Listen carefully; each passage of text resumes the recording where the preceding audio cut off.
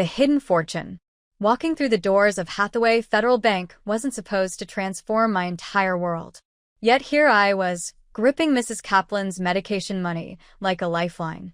The pristine marble floors sparkled beneath crystal chandeliers, mirroring faces that seemed worlds apart from mine. Executives in custom-tailored clothing. Ladies carrying purses worth more than what I paid for housing each month. My practical shoes created soft echoes against the gleaming surface, drawing attention from anyone who cared to notice. A line of teller windows spanned the main hall, each staffed by individuals wearing identical, rehearsed expressions of courtesy. I approached the first available counter, already retrieving my identification. Tamsin. My sister's familiar tone pierced through the hushed atmosphere of financial transactions. Aubrey emerged from her office entrance, perfectly framed in the doorway. Her dark blue jacket was immaculately pressed, every golden hair strand positioned flawlessly. The brass nameplate beside her door read Branch Manager, a promotion from the previous month that had nearly slipped my memory.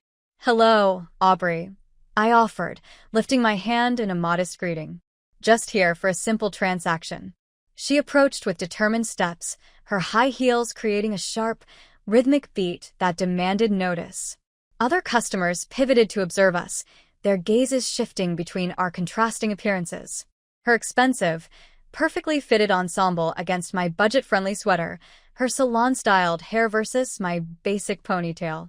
"What brings you to this particular location?" Her smile seemed forced, not reaching her eyes. "Surely there's a branch more convenient to where you live." The way she emphasized my residence made it sound temporary, somehow inferior. "Mrs. Kaplan requires her medication. I'm simply withdrawing funds for her purchase," I explained. Aubrey's expression grew stern. Another one of your charitable endeavors." The teller looked between us, understanding dawning in her expression. Sisters so remarkably different. One serving customers, one being served. "She's my neighbor," I clarified. "Her government check won't arrive until Tuesday." "Right." Aubrey's voice grew louder, clearly intended for the surrounding patrons. "Well, we don't typically accommodate charitable walk-ins anymore. Perhaps you might consider the community location on Elmwood Street." The lobby fell into complete silence. A woman in an ivory suit focused intently on her mobile device. A gentleman with distinguished gray hair straightened his necktie, suddenly fascinated by the informational brochures. "I maintain an account here," I stated, keeping my voice steady despite the embarrassment creeping up my neck. "Naturally you do." Her laughter sounded like ice clinking in crystal. "That modest $500 college savings account hardly justifies the trip, wouldn't you agree?" The memory of Christmas dinner from 3 months prior flashed through my thoughts. Dad's dismissive gesture when I mentioned my cybersecurity contract with the medical research facility. "Computers," he had scoffed, swirling his whiskey. "Fancy IT work. When will you pursue legitimate employment with proper benefits?" Mom had gently touched my hand. "Tamsin simply hasn't discovered her calling yet," she'd said, as though I weren't present. "Not everyone matures as quickly as Aubrey." "I can assist this customer, Miss Blake," the teller interjected quietly. "Aubrey," I corrected, watching her smile harden. "Unnecessary, Jessica." My sister was departing. "Weren't you, Tamsin?" "We're quite occupied with our established clientele today." I surveyed the nearly deserted lobby, then returned my gaze to my sister. "Certainly, Aubrey," I replied, returning my identification to my wallet. "I'll find somewhere my business is actually appreciated." I turned away, maintaining perfect posture, the way Grandfather Thomas had instructed me. "Chest bearing," he termed it. "Never reveal your pain." The security officer, an elderly gentleman with compassionate eyes, held the door open. "Don't take it personally, miss," he whispered. "Some folks lose sight of their origins." Outside, the spring sunlight felt almost mockingly cheerful. I glanced at my timepiece, Grandpa's vintage Omega, the sole valuable item I possessed. Mrs. Kaplan would be expecting me. In my vehicle, I clutched the steering wheel until my knuckles turned white. Always the identical narrative, the brilliant child who couldn't convert her abilities into something the Blake family valued. The letdown who declined to join the family enterprise. The outsider who preferred programming to people.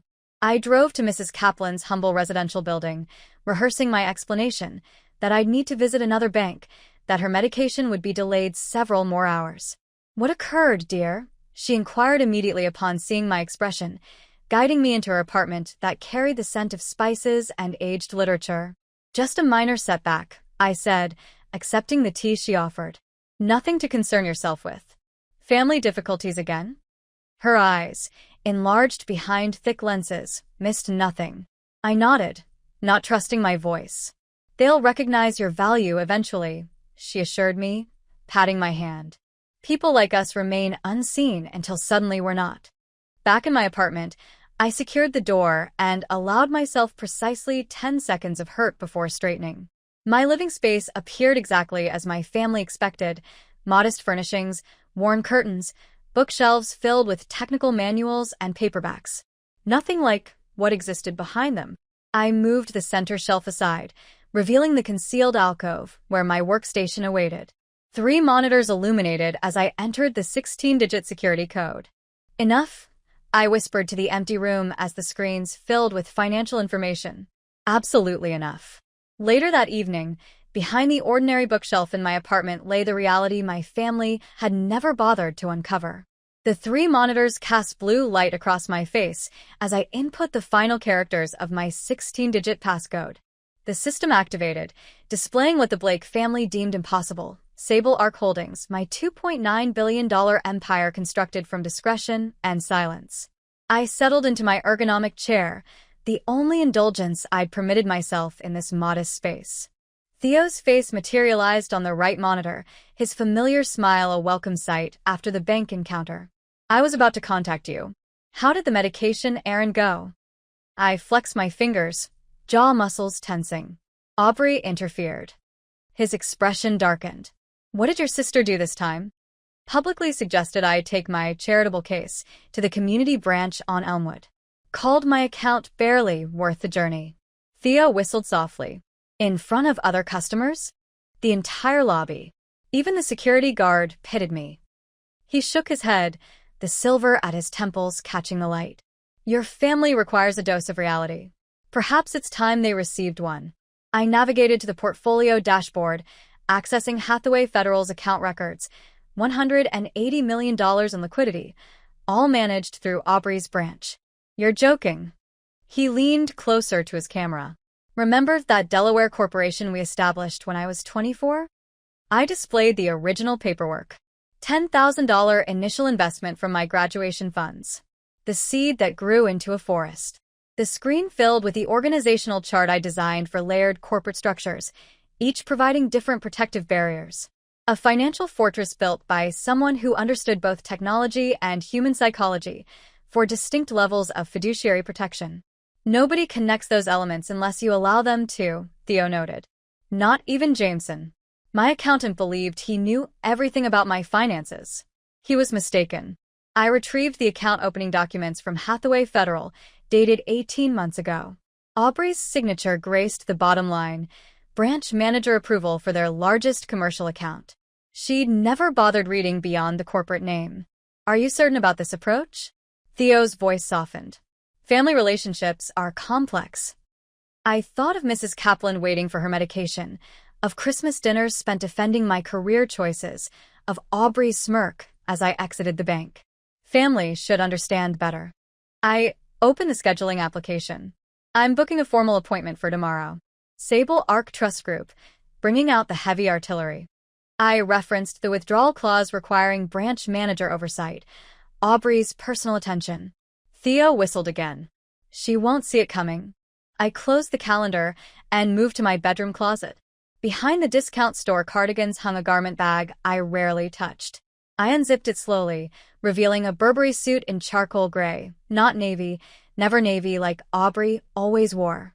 "Tamsin Blake, technology mogul," Theo's voice carried from the other room. "Has a pleasant sound." I ran my fingers over the fine wool. The suit served as my armor, purchased the day Sable Arc crossed its first billion in valuation. I'd worn it exactly once. Grandfather Thomas's voice echoed in my memory. "Power isn't about the pieces you capture, but the positions you command." He taught me chess every Sunday afternoon until his death, his weathered hands moving pieces with deliberate precision. The queen doesn't announce her attack, Tammy. She simply appears where she needs to be. The following morning, I visited Springvale Cemetery before dawn. The groundskeeper acknowledged me, accustomed to my monthly visits. Grandpa's grave rested beneath an ancient oak tree, simple and dignified like the man himself. I placed fresh flowers against the headstone, kneeling despite the damp grass. From my bag, I withdrew a small blue savings ledger, his gift on my 10th birthday. The leather cover had softened with time. The columns of careful figures faded but readable. I believe it's time, Grandpa. The rising sun warmed my back as I opened to the final page. There, in his precise handwriting, a note I'd read countless times. For the one with the biggest heart, use this when they forget who you are. I traced the words with my fingertip. Grandpa had been the true financial genius of the family, though he'd never displayed it. He'd recognized something in me that my parents and sister couldn't or wouldn't see. Back at my apartment, I arranged the documentation across my kitchen table. Clause 47A, withdrawal forms, corporate identification, federal banking verifications, everything in perfect order, as it had been for years. A gentle knock interrupted my preparations. Mrs. Kaplan stood in the hallway holding a container of homemade cookies. "For your sweet tooth," she said, pressing them into my hands. "And to thank you for yesterday's assistance." Her kind eyes, magnified behind thick glasses, studied my face. "You appear different today, dear. Something significant is happening." For a moment, uncertainty flickered through me. Was I going too far? Then I remembered Aubrey's voice echoing across the marble lobby. "Hardly seems worth the drive, does it?" "Just a business meeting," I said, accepting the cookies. "Nothing extraordinary." Mrs. Kaplan patted my arm. "You wear that confidence well. It suits you better than hiding." After she left, I returned to my preparations. One final element remained. From my dresser drawer, I lifted Grandpa's vintage Omega watch. Its weight felt appropriate against my wrist, a talisman of sorts. In the mirror, a different Tamsin Blake stared back at me. Not the invisible sister, not the family disappointment. Someone they'd never bothered to see. Tomorrow they would have no choice. The reflection staring back from the elevator's polished brass bears no resemblance to the woman they've dismissed for years. Tamsin Blake, cybersecurity consultant, has disappeared. In her place stands the executive director of Sable Arc Trust Group. Dressed in a charcoal suit tailored to perfection, not a thread misaligned, my grandfather's Omega watch gleams against my wrist, the only familiar element remaining. "Fourth floor," announces the elevator with a refined chime. The lobby of Hathaway Federal Bank extends before me, more impressive than I recalled from 3 days ago. The same marble flooring catches the morning light, but today it doesn't feel like hostile territory. My heels, Italian leather that cost more than my first automobile, click confidently across the polished surface. "Welcome to Hathaway Federal." The receptionist's smile falters slightly as she registers my appearance. "How may I help you today?" "I have an appointment." I slide a business card across the counter. "Sable Arc Trust Group." Her eyes widen. She types frantically at her keyboard, then rises so quickly her chair rolls backward. "Miss Blake, certainly. One moment while I alert the executive team." The QR code on my business card activates their system. When scanned, I glimpse the flashing purple border on her screen. Tier 1 executive access, reserved for clients controlling assets exceeding $100 million.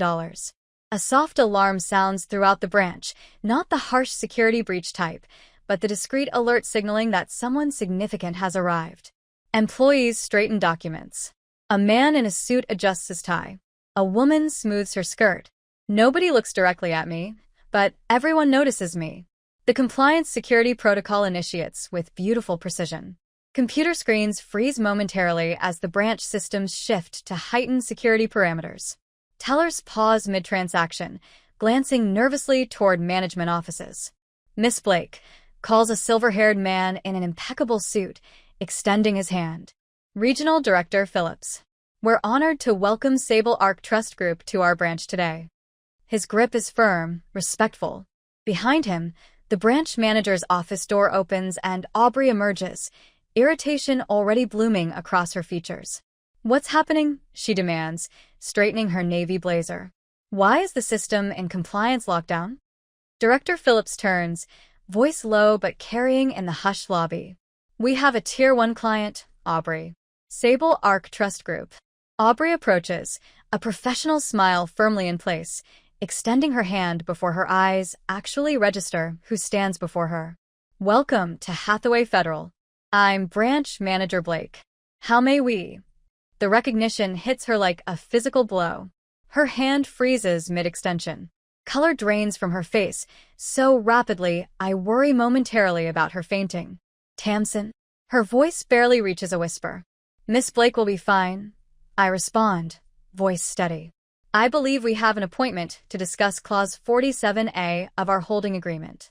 Director Phillips glances between us, confusion evident. "You're acquainted?" "Family," I answer simply, watching Aubrey struggle to regain her composure. "Though that won't be relevant to our business today." Phillips's eyebrows rise slightly, but his professional veneer remains intact. "Of course. Please, this way to our executive conference room." Aubrey follows like a sleepwalker. As we proceed through the branch, employees watch our procession, curiosity evident in their sideways glances. The teller who tried to help me days ago, Jessica, I recall, stares openly, recognition flickering across her features. The conference room gleams with polished mahogany and floor-to-ceiling windows overlooking the city. I take the head of the table without invitation, placing my slim leather portfolio precisely before me. "Before we begin," I say, "I'll need verification of account holdings and signatory authority." Phillips nods, tapping instructions into a tablet. A wall screen illuminates with account numbers and balances, $180 million spread across structured investment vehicles, all housed within this branch. "Full verification confirmed," Phillips announces. "Sable Arc Trust Group, primary signatory, Tamsin Blake. Full discretionary authority granted January 2023. Aubrey sinks into the nearest chair, knees apparently unable to support her any longer. "That's not possible," she whispers. "Actually, I slide a document across the table. You personally signed the onboarding paperwork 18 months ago. Your signature, right there." She stares at her own handwriting, disbelief etched across her features. "I sign hundreds of documents. How was I supposed to know that your sister controlled significant assets?" I finish for her. "You never asked." The words land like stones in still water. The ripples of realization spread across her face. All those dismissive comments about my glorified IT job, the Christmas dinners where I was painted as the underachiever, the casual cruelty of 3 days ago. "I'd like to initiate a withdrawal under Clause 47A. I continue, addressing Phillips while Aubrey struggles to breathe normally. The required 72-hour notification period was satisfied through electronic submission on Monday. Phillips nods, professional despite the tension crackling through the room. "Of course. We've prepared the necessary documentation. How much will you be withdrawing today?" "The full amount."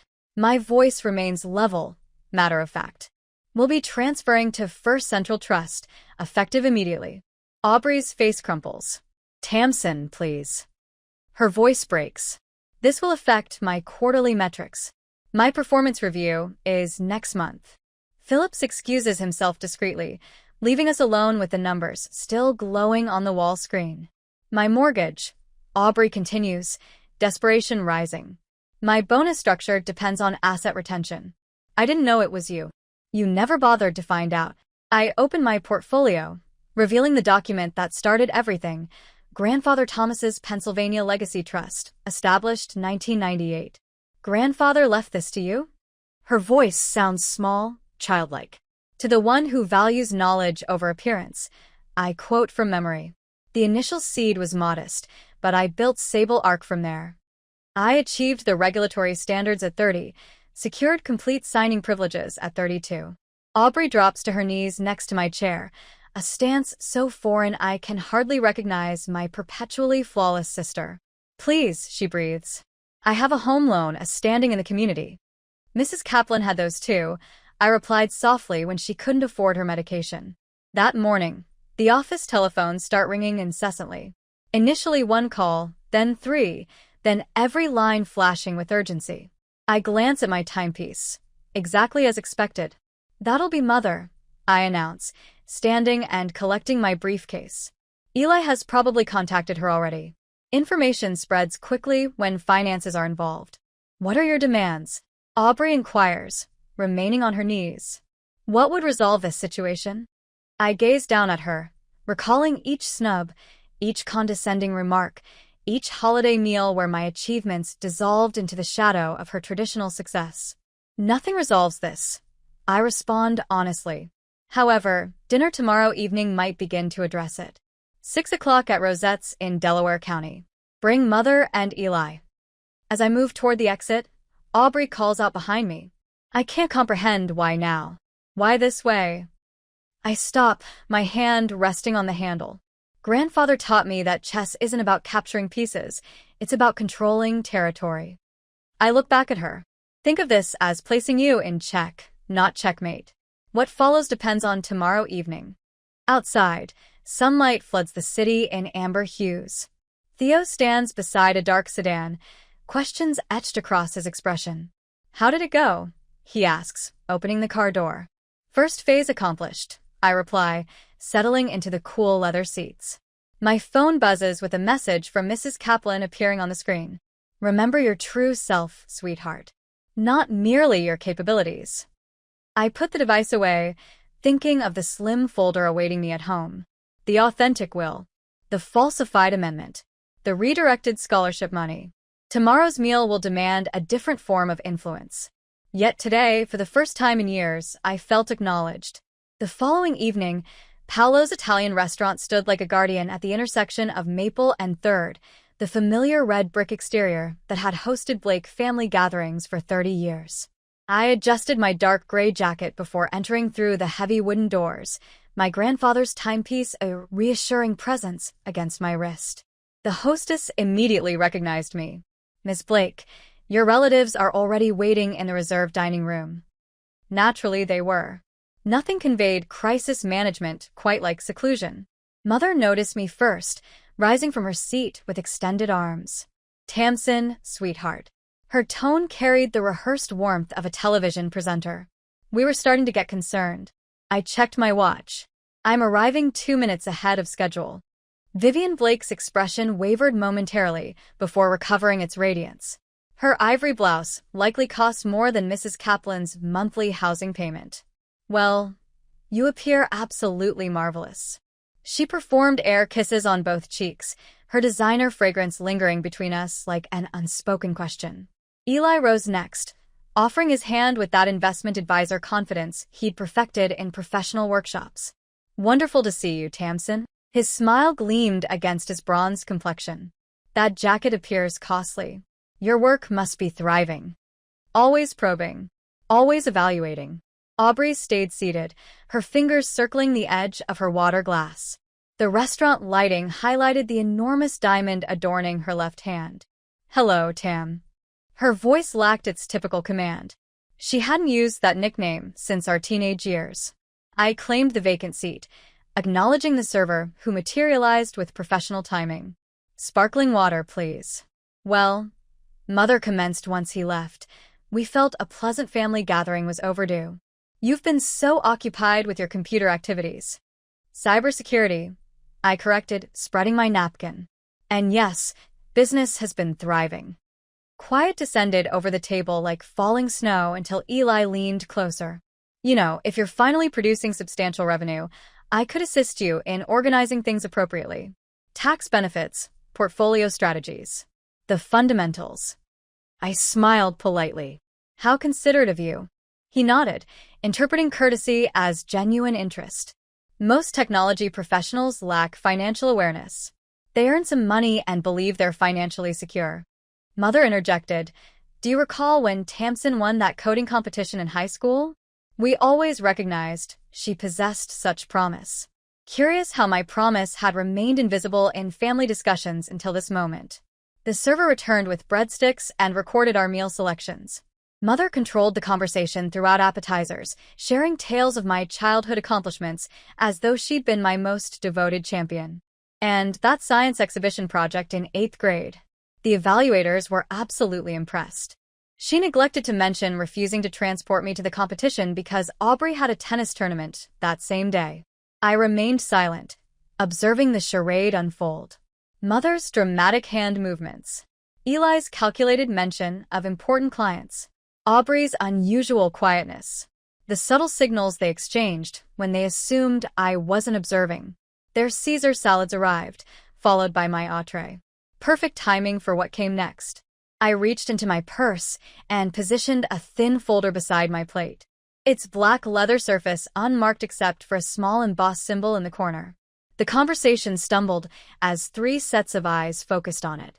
"Before we proceed this evening," I said, opening the folder with intentional precision, "I believed we should address several matters." Mother's fork stopped midway to her lips. "What matters, darling?"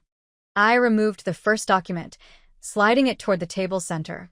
"This is Father's original will, dated 14 months prior to his passing. You'll observe on page 3, section 6, the estate was to be split equally between Aubrey and myself." Eli's throat moved visibly. "Ancient history, Tamsin. Legal paperwork gets revised constantly." "Correct." I positioned a second document alongside the first. "Like this modification allegedly signed by Father, dated during his final week in intensive care when he couldn't manage a spoon, much less a pen." Aubrey's complexion paled beneath her flawless cosmetics. "Then there's this." The third document joined the others, banking records showing $400,000 withdrawn from the STEM Scholarship Fund and transferred to Orion Ventures. "Your enterprise, Eli?" Mother placed her fork down with a sharp sound. "This is hardly suitable dinner conversation." "I disagree." My voice stayed level, each word deliberate. "This seems precisely the appropriate venue to discuss family business." Eli's professional smile emerged, though it didn't reach his eyes. "Financial dealings become complex. There are always justifications for these situations." "I'm certain there are." I took a drink of water. "I'm not here to argue, simply to establish my position." When the server returned to check our meals, I requested the bill for my portion. "You're not remaining for dessert?" Mother's voice rose higher. "They serve that chocolate cake you enjoyed as a child." "No, thank you." I returned the documents to my folder. "I have what I came for."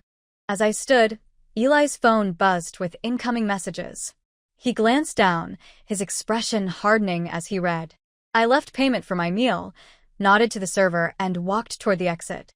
Behind me, the hushed accusations had already commenced. Outside, the evening air carried the scent of approaching rain. I walked to my vehicle, each step feeling lighter than the previous one. For the first time in years, the burden of their expectations no longer weighed on my shoulders. The truth had accomplished what I never could. It had liberated me. Days passed, and they couldn't contact me anymore. My phone buzzed for the 3rd time since morning. Vivian again. I watched the screen illuminate, then dim to darkness, her name vanishing like vapor. 47 missed calls since that dinner last week. 29 voicemails ranging from emotional appeals to barely concealed threats. "Tamsin, please. You're destroying this family," her most recent message pleaded. "We can clarify everything if you'll just take our calls." I erased it without hesitation and continued composing the email to Salinger and Beck regarding the STEM Scholarship Fund restoration. My laptop screen cast blue light across my kitchen table, illuminating the stack of audit documents I'd been examining since sunrise. The apartment buzzer sounded. The security camera revealed Eli standing at the entrance, his silver luxury car running at the curb with hazard lights flashing. "Third visit this week." I pressed the intercom. "Building management, how may I assist you?" Eli's face contorted. "Stop this nonsense, Tamsin. I know you're upstairs."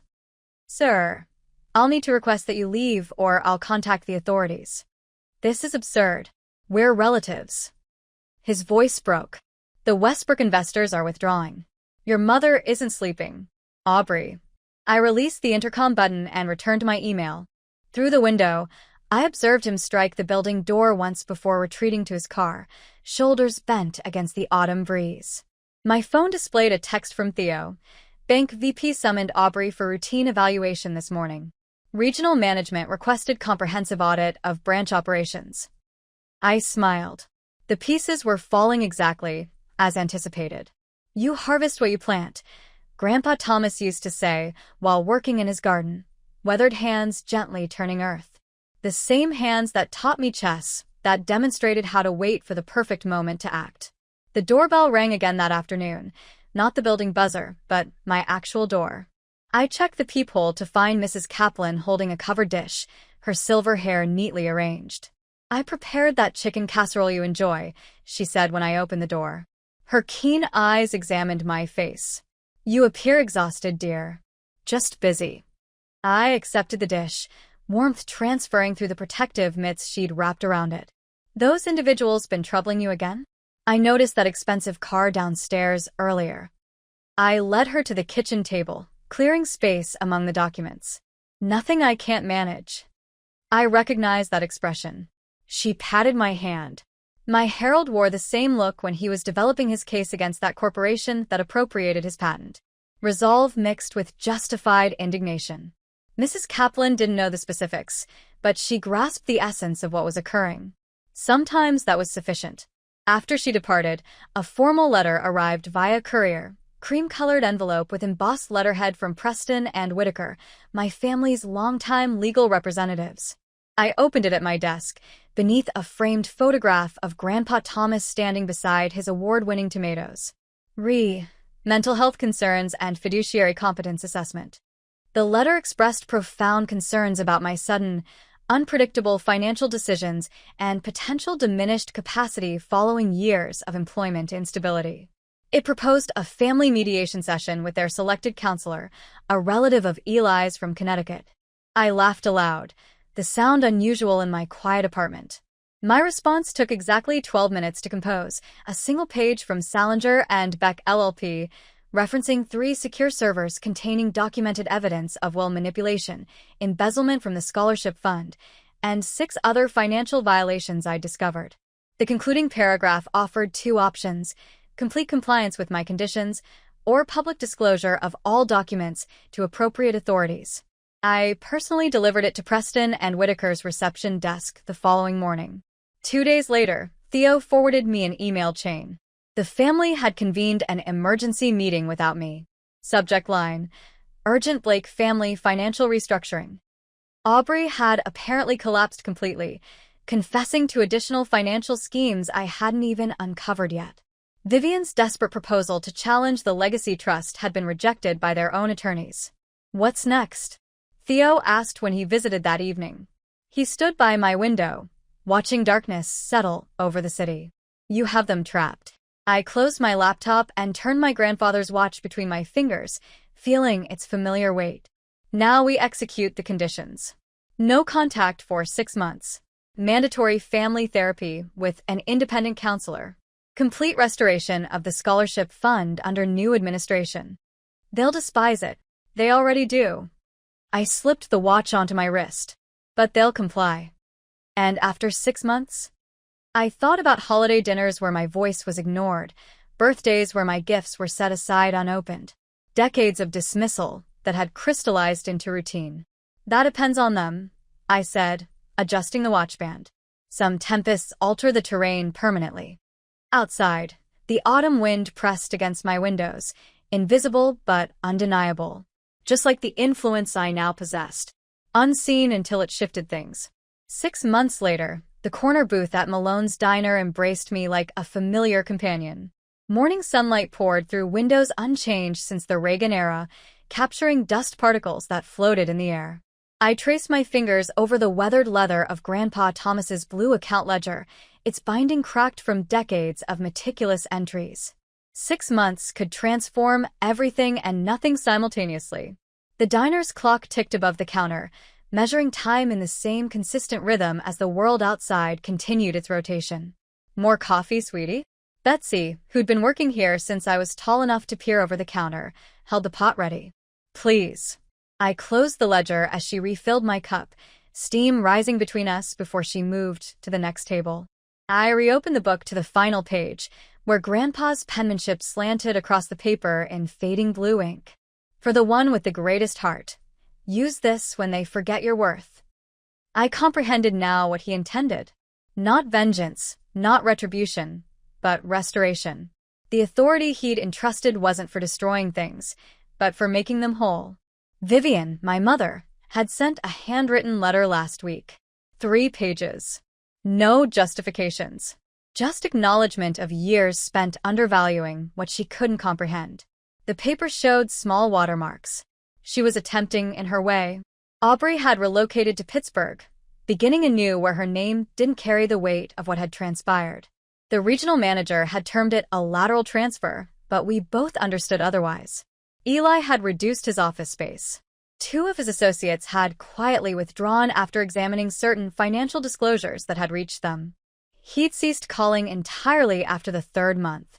I sipped my coffee, observing a young mother at the counter struggling to keep her toddler occupied while awaiting their order. Without ceremony, Betsy slipped the child some crayons and a paper placemat. Small acts of kindness freely offered, like the monthly payments that now went to Mrs. Kaplan and 7 others in her building, ensuring medications were never delayed again. Like the scholarship fund, restored and expanded, now assisting 15 students instead of 10. The bell above the door chimed. Mrs. Kaplan herself entered, her walking more stable than 6 months ago. The insulin was functioning properly now that she took it consistently. There you are, she beamed, making her way to my booth.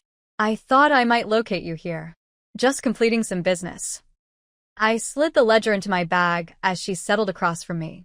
Her glasses caught the light as she studied my face. You appear different, she decided, nodding once. Serene.